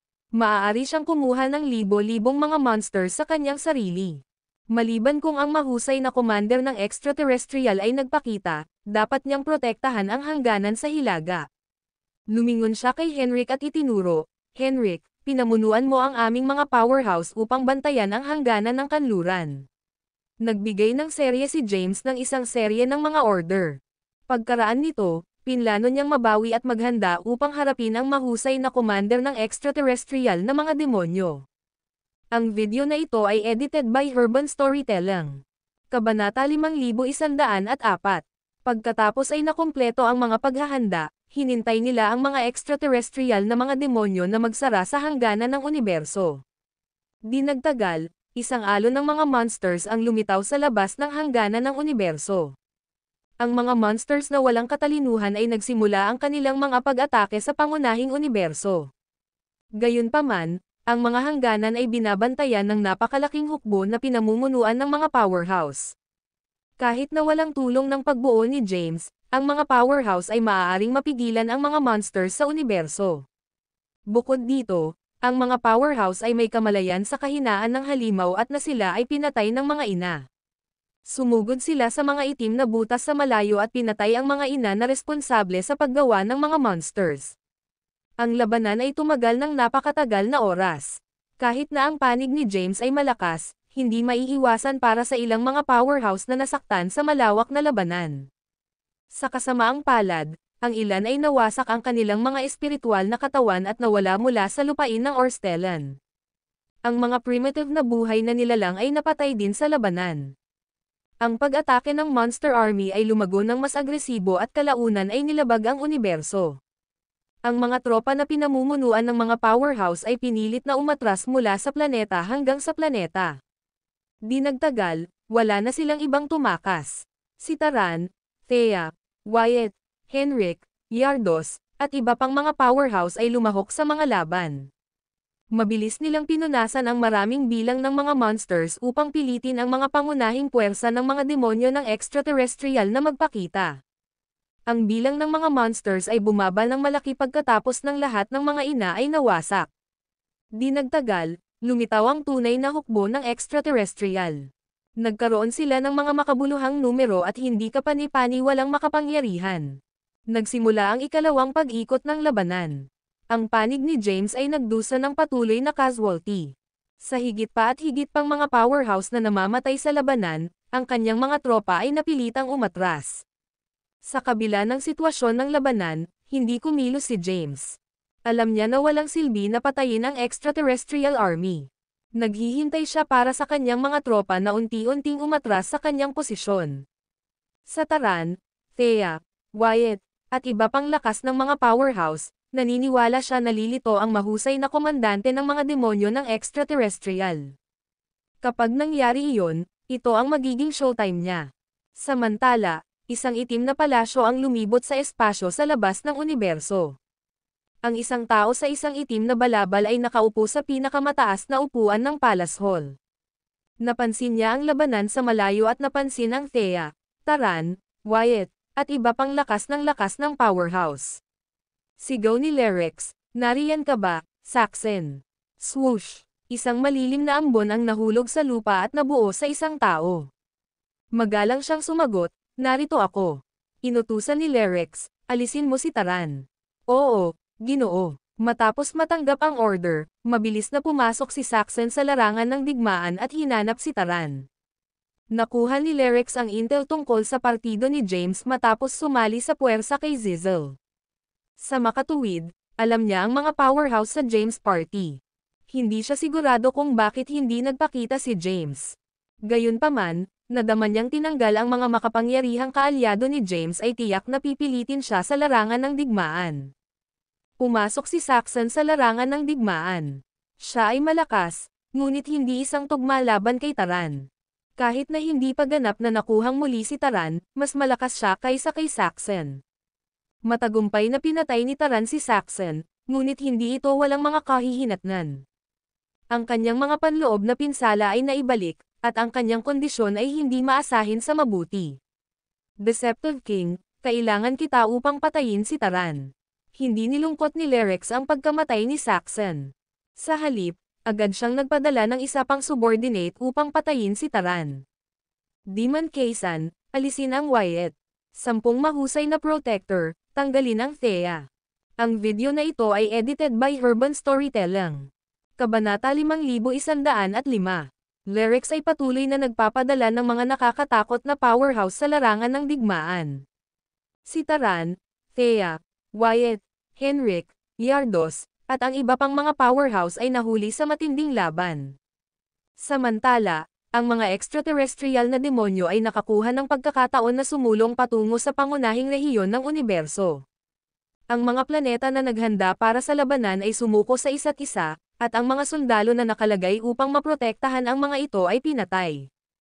Kahit na ang labanan ay hindi mukhang maasahin sa mabuti para sa kanila, hindi pa rin nakikibahagi si James dito. Alam niya na kung si Thea at ang iba pa ay namatay sa labanan, tanging ang kanilang mga espiritual na katawan ay masisira. Napansin niya ang labanan at pinag-isipan kung bakit nilikha ni Lady Tehila ang kaharian ng Orstellan. Ang iba't ibang mga planeta ng universo ay gumuho. Si Taran, na nasugatan na, ay naubos ang maraming lakas upang patayin ang mapanlinlang na hari. Napansin niya ang itim na palasyo sa labas ng universo at agad na natanto ang mahusay na commander ng extraterrestrial na nagtatago sa loob nito. Tapos na ang paglilitis hanggat pinatay ang mahusay na komandante ng mga demonyo ng extraterrestrial. Agad siyang umalis sa larangan ng digmaan at lumitaw sa labas ng Black Palace. Ang kanyang katawan ay battered at natatakpan ng dugo, ngunit ang kanyang aura ay malakas. Tumawag si Taran ng isang sibat na binubuo ng mga inscription ng sumpa at itinuro ito sa Black Palace sa unahan niya. Ang kanyang makapangyarihang itim na aura ay sumisid sa hangin habang sumisigaw siya, "Lumabas ka rito at harapin ang iyong kamatayan." Mahinahon na nakaupo si Lerex sa pinakamataas na upuan ng bulwagan. Ipinadala na niya ang karamihan sa kanyang mga subordinate sa labanan. Sa sandaling iyon, 4 na mga powerhouse sa ranggo ng Chaos Compakir ang naiwan sa kanya sa bulwagan. Pumunta sa kanya, utos ni Lerex. Ang 4 na mga powerhouse ay agad na umalis at lumitaw sa labas ng palasyo. Malakas na nakipaglaban si Taran laban sa 4 na mga powerhouse kasama ang kanyang sibat. Ang walang bisa sa paligid nila ay nasira, sinisira ang hindi mabilang na mga planeta. Ang universo ay unti-unting gumuho. Ang mga powerhouse ng Alliance Army ay nagulat sa labanan. Gayunpaman, si Lerex ay nanatiling hindi nababago ng sitwasyon. Patuloy na nasugatan si Taran, ngunit pinamamahalaang niyang patayin ang 4 na mga powerhouse kasama ang kanyang makapangyarihang sumpa magic. Sa kabila nito, naubos na niya ang lahat ng kanyang lakas. Matapos patayin ang 4 na mga powerhouse, hindi na mapapanatili ni Taran ang kanyang espiritual na katawan, at nawala siya mula sa kaharian ng Orstellan. Ang pangunahing katawan ni Taran ay nagdusa ng isang backlash matapos masira ang kanyang espiritual na katawan. Naglabas siya ng isang bibig ng dugo at nahulog sa lupa. Umupo siya at nagsimulang gamutin ang kanyang mga pinsala nang hindi nag-aaksaya ng anumang oras. Matapos masira ang espiritual na katawan ni Taran, ang lakas ng partido ni James ay nabawasan ng malaki. Bilang isang resulta, ang iba pang mga powerhouse ay nagpupumilit upang pigilan ang mga kaaway. Ang espiritual na katawan ni Yardos ay namatay makalipas ang ilang sandali. Sa kabilang banda, itinapon ni Henrik ang Grand Purge Formation na ibagsak ang isang bungkos ng mga extraterrestrial na mga demonyo bago ang kanyang espiritual na katawan ay sa wakas ay nawasak. Ang Thea, Wyatt, at ilang iba pang mga powerhouse ay naiwan upang maitaboy ang extraterrestrial na hukbo. Gayunpaman, ang kanilang mga elite ay kinuha ng paisa-isa, at hindi na nila mapigilan ang hukbo ng extraterrestrial. Sa huli, napilitan silang bumalik sa planeta na si James. Sa kasamaang palad, hindi na nila mapapanatili ang kanilang mga espiritual na katawan at namatay sa labanan. Ang lahat ng pinakamalakas na magsasaka ng lahi ng tao at ang primitive na mga buhay ng Orstellan ay napatay. Ang hukbo ng alliance ni Zayden ay nasisiyahan sa kinalabasan ng labanan. Haha, ang mga powerhouse ng lahi ng tao ay tinanggal. Si James lamang ang natitira. Marami sa mga powerhouse ng extraterrestrial na mga demonyo ay namatay din.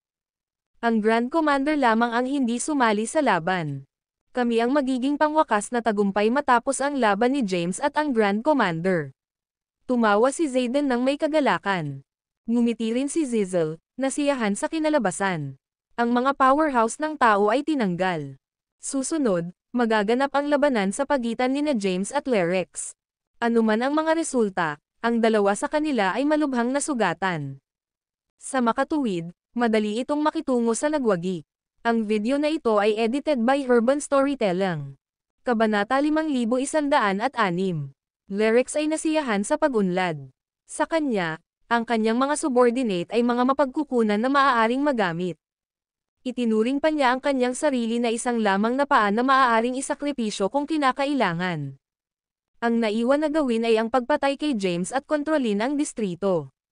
Magiging kalahati sila sa kanilang pangunahing layunin kung maaari niyang lupigin ang distrito. Ang Alliance Army ay nasiyahan din sa kinalabasan ng labanan. Bukod kay James, ang iba pang mga partido na kasangkot ay nasisiyahan. Taliwas sa kanyang hula, ang extraterrestrial demon ay hindi pumihil sa pagpapakita kahit na matapos na ang kanyang partido ay nagdusa ng napakalaking pagkawala. Bukod dito, ang Alliance Army ay isa pang malaking problema. Matapos niyang patayin ang extraterrestrial demon, maaari din niyang harapin ang mga ito. Inaasahan lamang ni James na magtatapos ang paglilitis sa Orstellan matapos niyang alisin ang extraterrestrial demon. Si James ay nakaupo sa pinakamataas na punto ng espiritual na bundok at nagkalat ang porma sayon sa paligid ng kanyang katawan. Siya ang huling nakaligtas sa universo. Ang itim na palasyo sa labas ng universo ay lumulutang at dumating sa labas ng planeta halos agad. Dahan-daang tumayo si James. Si Lerex, na nasa loob ng bulwagan ng Black Palace, ay tumayo din. Sumimangot siya matapos maalala ang paalala ni Zizel. Sa kabila ng kanyang pag-aatubili, binago niya ang kanyang hitsura at naging isang hindi kaakit-akit na taong may edad na hindi maakit ang pansin. Ang palasyo ay napapalibutan ng mga demonyong extraterrestrial. Matapos mabago ni Lerex ang kanyang hitsura, naglakad siya palabas ng Black Palace. Agad na napansin ni James si Lerex. Ang aura ni Lerex ay malakas at tiyak na hindi mas mababa sa Terrence. Ang dalawa sa kanila ay nakatitig sa bawat isa. Bago pa man magsimula ang labanan, ang nakapalibot na walang bisa ay nagsimulang gumuho. Lumitaw si James sa hangin na may isang flash. Kaagad pagkatapos, ang planeta sa ilalim niya ay agad na nawala sa mga piraso. Tiningnan niya ang Black Palace sa unahan niya at nagbulong, maging wala. Ang mga simpleng salita ni James ay naglalaman ng mapanirang kapangyarihan. Ang itim na palasyo ay agad na gumuho, at ang mga extraterrestrial na mga demonyo sa paligid nito ay nawawala. Si Lerex ang nag-iisang kaliwang pag-hovering sa walang bisa. Bagaman malakas ang sumpa ni James, hindi ito makakasama kay Lerex. Mahinahon na sinabi ni Lerex, sa wakas ay nagpakita ka, James. Tiningnan ni James ang hindi kaakit-akit na tao at tinanong, kaya't ikaw ang extraterrestrial demonyo. Mahusay na commander, ano ang pangalan mo? Sumagot si Lerex ng may ngiti, ito ay si Lerex Mafta. Hindi ko inaasahan ang napakaraming mga powerhouse na nasa loob ng distrito na ito. Nagdusa ako ng napakalaking pagkalugi upang popsane sila. Ang iyong layunin para sa pag-infiltrate ng Endlos ay ang Herstellan Art, di ba? Ano ang lihim na nakapaloob sa loob ng Herstellan Art? Tanong ni James. Ha? Chuckled at sinabi ni Lerex, hindi ito magiging isang malaking pakikitungo upang sabihin sa iyo. Ang ating Panginoon ay nasugatan habang nakikipaglaban upang lupigin ang isa pang eroplano. Nangyari siyang makita ang kapanganakan ng eroplano ng Endlos. Lumitaw ang ilaw ng Endlos nang bumubuo ang eroplano ng Endlos, at naglalaman ito ng pamamaraan para sa kanya upang ganap na mabawi. Isa pang eroplano, sumimangot si James. Malinaw na sinabi ni Lerex, hindi ka pa umalis sa Endlos, kaya't hindi ka nag-iingat tungkol sa kung gaano kalawak ang mundo sa labas nito. Ang Endlos ay isang maliit na eroplano lamang sa mga hindi mabilang na mga eroplano. Wala ito kumpara sa mas malaking eroplano. Hindi inaasahan ng ating Panginoon na napakahirap na lupigin ang isang maliit na eroplano. Nagpadala siya ng hindi mabilang na mga powerhouse. Gayunpaman, nabigo pa rin siyang sakupin ang eroplano ng Endlos at makuha ang Herstellan Arc upang gamutin ang kanyang katawan. Agad na nagkaroon ng mas malinaw na pag-unawa si James sa sitwasyon. Nalaman din niya ang tungkol sa mga eroplano na umiiral sa labas ng Endlos. Mabilis siyang pumasok sa ika-14 na ranggo ng Marcy Ice Path at inihagis ang art ng dumalo. Kasabay nito, hinimok niya ang lahat ng kanyang mga kapangyarihan. Ang kanyang aura ay nag-skyrock at naabot ang pinakamalakas na estado nito. Sinaksak ni James si Lerex at sinabing, gumawa ka. Dahil masigasig kang mamatay, matupad ang iyong nais. Ngumiti si Lerex ng mahina, pagkatapos ay tinawag ang isang itim na kutsilyo na naglabas ng isang itim na ningning. Ang demonyong kutsilyo ay may kapangyarihan upang maakit ang puso ng isang tao. Ang video na ito ay edited by Urban Storytelling. Kabanata 5107. Galati lang sa demonic knife ay sapat na upang makagawa ng isang hallucinate. Lumitaw si Lerex sa harap ni James agad na may demonyong kutsilyo. Bago pa man magreaksyon si James, ang demonyong kutsilyo ay naplunging sa kanya. Sa huling segundo, nawala si James. Ang demonyong kutsilyo ay bumagsak sa kanyang afterimage. Muling lumitaw si James sa likuran ni Lerex at ginamit ang demonyong compass upang atake. Boom! Ang demonyong kumpas ay kumalas sa nakapalibot na walang bisa. Gayunpaman, mabilis na yumapekto si Lerex at iniiwasan na masaktan ng pag-atake ni James. Agad na inilunsad ni James ang isa pang pag-atake. Pinatawag niya ang Chaos Sword at inihagis ang Universal Sword Art. Ang kapangyarihan ng langit at lupa ay pinagsama sa isang nakasisindak na enerhiya ng Tayback. Ang enerhiya ng Tayback ay agad na sumisid sa hangin. Mabilis na ginamit ni Lerex ang demonyong kutsilyo upang maperi ang enerhiya ng Tayback. Boom! Ang enerhiya ng Tayback at ang kanyang demonyong kutsilyo ay nag-clash. Ang walang bisa ay sumabog, at hindi mabilang na mga itim na butas na nabuo sa paligid ng lugar. Dalawang figure ang flickered sa pamamagitan ng walang bisa na may mga itim na butas at nakipaglaban. Sa tuwing mayroon silang paghaharap, ang kanilang makapangyarihang puwersa ay magdulot ng pagsabog. Ang enerhiya ng dugo ni James ay bumagsak mula sa mga alon ng pagkabigla. Nang makipaglaban si James laban kay Taran, kailangan niyang gamitin ang kanyang mahiwagang porma sayon upang makuha ang itaas na kamay. Si Lerex ay mas malakas kaysa kay Taran, kaya't si James ay hindi nasaktan laban kay Lerex. Mabilis na isinaaktibo ni James ang pagbuo na na-setup niya sa paligid ng universo. Isinama na niya ang kanyang mga supernatural na kapangyarihan dito. Ang pagbuo ay sumikop sa universo at pag-urong, pag-trap sa Lerex sa loob nito. Pinapanood niya si James battle laban kay Taran. Sa makatuwid, nalaman niya ang kakilakilabot na lakas ng pagbuo. Ginamit niya ang lahat ng kanyang lakas, paulit-ulit na pagtatangka na malaya sa kanyang demonyong kutsilyo. Gayunpaman, na-underestimated niya ang pagbuo. Sa kabila ng paggamit ng lahat ng kanyang kapangyarihan, hindi siya maaaring masira. Sa sandaling iyon, siya ay dinurog ng isang malakas na presyon. Ang pagbuo ay patuloy na nagbabago, at hindi mabilang na mga supernatural na kapangyarihan ay pinakawalan laban sa kanya. Nasugatan ang katawan ni Lerex, at nasira ang kanyang kaluluwa. Isang bakas ng takot na nababagabag sa kanyang puso. Ang kanyang pagbuo ay nakakatakot na malakas. Nagulat si Lerex. Ang kanyang kamatayan ay hindi maiiwasan kung hindi siya makatakas mula sa porma sayon. Mabilis niyang sinunog ang kanyang kakanyahan ng dugo at kaluluwa, nakakakuha ng malaking lakas. Umungol si Lerex, break. Pagkatapos, ginamit niya ang lahat ng kanyang lakas upang masira ang pagbuo ni James. Bagaman nasira ang porma sayon, may ngiti si James sa kanyang mukha. Si Lerex ay nagbabayad ng isang mabibigat na presyo upang masira ang pagbuo, samantalang hindi pa siya kumonsumo ng anumang lakas. Tiwala si James sa pagwagi sa labanan. Alam niyang makakaligtas siya kahit na isang matigas na laban ang naghihintay sa kanya. Ang video na ito ay edited by Urban Storytelling. Kabanata 5108. Kahit na sinira ni Lerex ang pagbuo ni James, siya ay nakaranas ng matinding pagkawala. Ang bawat pulgada ng kanyang katawan ay natatakpan ng mga sugat. Ang kanyang laman ay hiniwa bukas, at ang kanyang mga buto ay nakalantad. Ang mga mahiwagang inskripsyon na kabilang sa ilang uri ng supernatural na kapangyarihan na kanyang nilinang ay dumaloy sa pamamagitan ng kanyang mga buto. Sa sandaling iyon, ang kanyang mukha ay mabagsik at nakakatakot. Malamig na sinabi ni Lerex, mapahamak ito. Hindi kita patatawarin sa pagsakit sa akin. Biglang umunlad ang kanyang aura at naabot ang pinakamataas na ranggo. Alam ni James na wala siyang laban-laban kay Lerex. Maaari lamang niyang i-drag ang labanan at maiwasan ang isang direktang paghaharap upang si Lerex ay patuloy na masusunog ang kanyang kakanyahan ng dugo at kaluluwa. Ha!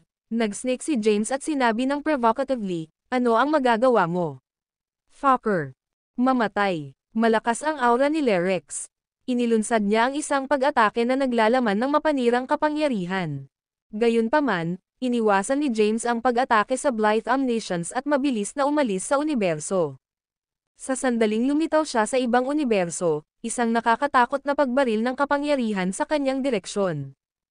Hindi mabilang na mga ilaw ng taybak ang natipon at nabuo sa isang malakas na pagbuo ng kutsilyo. Kahit na ang pinakamalakas na si James, masaktan siya kung nakulong sa loob ng porma sayon. Mabilis niyang pinalakas ang kanyang lakas, pinunit ang isang puwang sa walang bisa, at nakatakas. Inilunsad ni Lerex ang malakas na pag-atake. Gayunpaman, pinigilan ni James na labanan siya sa head-on. Patuloy na tumakas si James, samantalang hinabol siya ni Lerex. Ang enerhiya ni Lerex ay naubos ng walang kabuluhan.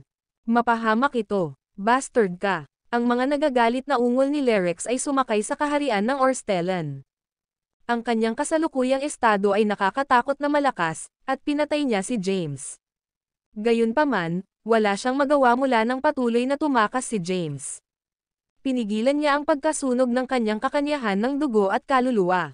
Bilang isang resulta, ang kanyang lakas ay bumalik sa pagiging mahina kaysa kay James. Sa itaas nito, nasugatan na siya. Kinuha ni James ang pagkakataon at nagsimulang maglunsad ng mga pag-atake laban kay Lerex. Si Lerex ay nagtamo ng magkakasunod na pinsala. Sinunog niya ang kanyang kakanyahan ng dugo at kaluluwa muli upang malampasan si James. Gayunpaman, agad na tumakas si James. Galit na umungol si Lerex, arg. Sa puntong iyon sa labanan, Alam ni Lyrex na imposible na manalo kasama si James na patuloy na tumatakbo mula sa kanya. Naisip niya na umatras mula sa labanan at sumali sa mga puwersa sa iba pang mga commander upang magkasama ang distrito. Nang magsimula siyang makatakas, nagsimulang atake si James. Inilabas niya ang kanyang porma sayon, at ang dalawang figure ay kinubkob si Lyrex. Si Lyrex ay nakulong sa pagbuo muli at nakaranas ng matinding pinsala. Sa pamamagitan ng kanyang sariling lakas, hindi niya masira ang pagbuo. Wala siyang pagpipilian kundi upang sunugin ang kanyang kakanyahan ng dugo at kaluluwa upang makatakas. Gayunpaman, tumakas si James nang hindi niya pinansin ang kanyang kakanyahan at kaluluwa. Sa pamamagitan ng Blight Omniscience, maaari siyang lumipat ng walang anumang mga hadlang. Sa kabila ng pagkakaroon ng malaking lakas, hindi matrap o mahuli ni Lyrex at masaktan siya. Si James, sa kabilang banda, ay medyo nakaka-relax. Ang video na ito ay edited by Urban Storytelling. Kabanata 5109. James ay walang nag-aalala mula pa noong namatay na ang primitive living ng Orstellan realm sa labanan.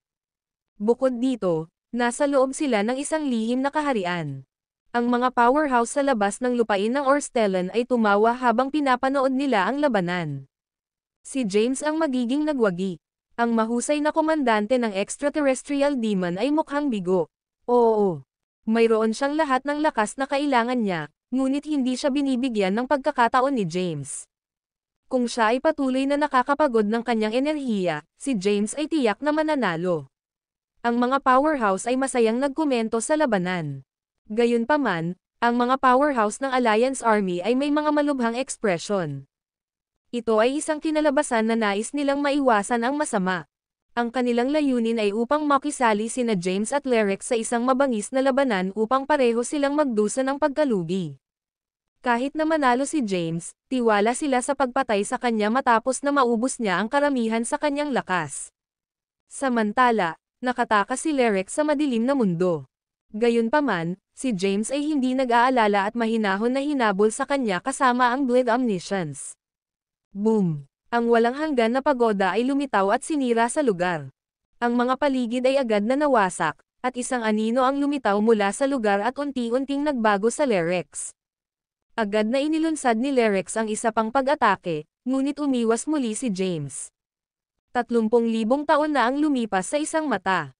Si Lyrex ay patuloy na nasusunog ang kanyang kakanyahan ng dugo at kaluluwa sa mga nakaraang taon. Sa bawat oras, maubos niya ang kanyang kapangyarihan. Gayunpaman, halos ganap siyang pinatuyo habang ang kanilang laban ay tumagal ng 30,000 taon. Siya ay nasa kanyang limitasyon at wala na ang lakas upang labanan. Si Lyrex ay nasa kawalan ng pag-asa. Sumuko siya at umupo sa isang bato. Swoosh! Nagpakita si James sa harap niya. Ang buhok ni Lyrex ay nakakalat ng gulo. Tiningnan niya si James nang walang pasubali at sinabi ng walang pag-iingat, "Patayin mo na lang ako. Hindi ko maiwasang tanggapin ang aking pagkatalo sa iyo." Matapos ang isang 30,000 taong labanan, ang pagmamataas ni Lyrex ay matagal na nawala. Hindi agad pinatay ni James si Lyrex dahil mausisa siyang malaman ang higit pa tungkol sa mga eroplano na nabanggit ni Lyrex. Ano ang mga eroplano na pinag-uusapan mo? Kung sasabihin mo sa akin ang katotohanan, ilalabas ko ang iyong buhay. Tumingin si Lyrex kay James, huminga ng malalim, at sinabi, isang eroplano tulad ng A. Domain. Halimbawa, ang Endlos ay itinuturing na isang eroplano. Mayroon ding gitnang eroplano. Hindi mabilang na maliliit na eroplano ang ipanganak na nakapaligid sa gitnang eroplano. Gayunpaman, ang ilan sa kanila ay masisira sa sandaling sila ay ipinanganak. Ang ilang mga eroplano ay hindi mapapansin ng napakatagal pagkatapos na sila ay ipinanganak. Sa loob ng mga eroplano na ito, ang ilang mga powerhouse ay umiiral. Kapag naabot nila ang isang tiyak na antas ng paglilinang, papasok sila sa gitnang eroplano. Panipi. Nagtataka, tinanong ni James, saang eroplano ka nagmula, at sino ang Panginoon na iyong sinasalita? Sumagot si Lyrex, ako ay mula sa gitnang eroplano. Naghahatid ako ng isa sa pinakamalakas na eroplano. Siya ay hindi mabilang na mga powerhouse sa ilalim niya. Sinakop niya ang maraming mga eroplano para sa mga mapagkukunan. Matagal na, tumungo siya upang lupigin ang isang malakas na eroplano.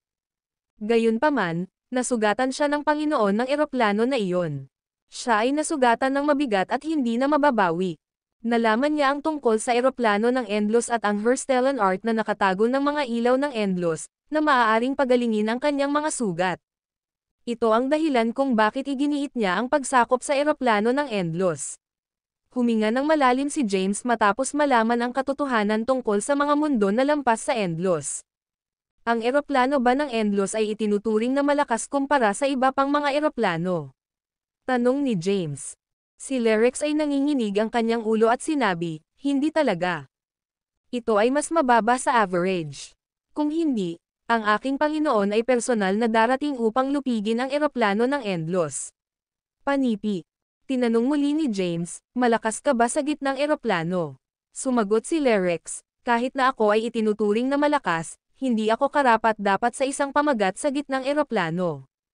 Ako ay isang walang halaga na lingkod sa aking Panginoon. Si James ay may solemn na ekspresyon. Hindi niya inaasahan na ang pinuno ng extraterrestrial na mga demonyo ay napakalakas. Tila kahit si Lady Tehila ay walang tugma laban sa kanya. Ang tunay na mastermind ay hindi man lang nag-abala sa personal na sakupin ang eroplano ng Endless at ipinadala lamang ang kanyang mga subordinate. Ang video na ito ay edited by Urban Storytelling. Kabanata 5110. Pagkatapos na intindihan ni James ang lakas ng eroplano ng Endless at ang rehiyon na lampas sa Endless, iniwasan niya ang buhay ni Lerex tulad ng ipinangako niya. Dahil nasa loob sila ng isang projection, hindi ito makakaapekto sa kapalaran ni Lerex sa labas ng mundo. Maaari kang pumunta, mahinahon na sabi ni James. Pinapayagan mo ako. Tiningnan siya ni Lerex sa kawalan ng paniniwala. O baka gusto mo bang mamatay? Tinitigan siya ni James. Hindi. Agad na tumayo si Lerex at nawala sa isang flash. Sa huli, hindi pinatay ni James si Lerex. Hindi pa rin niya maisip kung bakit naiwan si Lady Tehila sa kaharian ng Orstellan. Natalo niya ang mahusay na commander ng extraterrestrial na mga demonyo, kaya dapat na niya naipasa ang paglilitis. Napanood si Haring Marcy Ice. Tiningnan niya si Cray at tinanong, "TS ito ang pagsubok sa lupain ng Orstellan?" Umiling-iling si Cray at sinabing, hindi rin ako sigurado. Hindi nag-iwan ng maraming impormasyon si Lady Tehila. Sinabi lang niya sa amin kung kailan buksan ang kaharian ng Orstellan. Kung tungkol sa kung paano makumplito ang pagsubok, ako ay walang kamali-mali sa iyo. Bumalik si James sa Shattered District. Ang hindi mabilang na mga universo sa loob nito ay nawasak. Kahit na ang ilang mga universo ay nakaligtas, ang mga naninirahan ay napatay na. Ang Alliance Army, sa kabilang banda, ay hindi nasaktan. Gayunpaman, ang mga miyembro ng alyansa ay nanginginig sa takot. Si James ay hindi nakaranas ng anumang pinsala, o hindi rin siya nagpapagod ng maraming lakas pagkatapos ng labanan. Maliwanag na hindi sila maaaring manalo. Kahit na matapos ang kanilang pagtatangka na magtrabaho kasama ang mga extraterrestrial na mga demonyo ay nabigo. Sa sandaling iyon, pinili nilang iwanan ang kaharian ng Orstellan. Di nagtagal, si James lamang ang naiwan. Hindi siya umalis kaagad. Sa halip, gumala siya sa mga lugar ng pagkasira at pinag-isipan. Naguguluhan siya at walang magawa. Swoosh! Bigla, ang isang multicolored light ray ay nahulog mula sa kalangitan. Ang koneksyon sa labas ng mundo ay agad na naputol, at ang mga powerhouse ay hindi na makita kung ano ang nangyayari sa loob ng kaharian ng Orstellan. Tiningnan ni James ang light ray sa harap niya at inilabas ang silhouette ng isang babae. Sa kasamaang palad, makikita lamang niya ang balangkas ng kanyang mga tampok sa mukha. Sa kabila nito, masasabi niyang maganda siya. Tinitigan niya siya sa pagkabigla. Kinuha niya ang kanyang sarili matapos mapagtanto na ito ay ang phantom body ni Lady Tehila. Magalang na sinabi ni James, isang kasiyahan na makilala ka, Lady Tehila. Ang pangalan ko ay James Caden. Nakalat ang light ray, at naging malinaw ang hitsura ng babae. Siya ay may isang nakakagulat na mukha at nakasuot ng puting damit. Hindi mapigilan ni James ngunit nabighani sa kanyang kagandahan. James, ang kaaya-ayang tinig ng babae ay lumubog. Bumalik siya sa katotohanan at same time na sinabi, oo, lahat ako ng tainga. Sabihin mo sa akin kung ano ang dapat kong gawin. Si James lamang ang makakakita ng phantom body ni Lady Tehila. Lahat ng tao ay naghihintay sa labas ng Orstellan Realm ay hindi alam ang nangyari. Makalipas ang ilang oras, iniwan ni James ang Orstellan na kaharian, at tumigil ito na umiiral.